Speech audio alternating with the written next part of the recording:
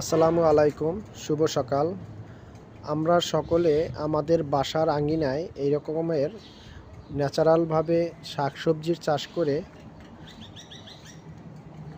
আমরা সেই শাকসবজি নিজেরা নিজেদের প্রয়োজন মেটাতে পারি এবং আমাদের যারা প্রতিবেশী আছে তাদেরকেও এই শাকসবজি তাদেরকে দিতে পারি।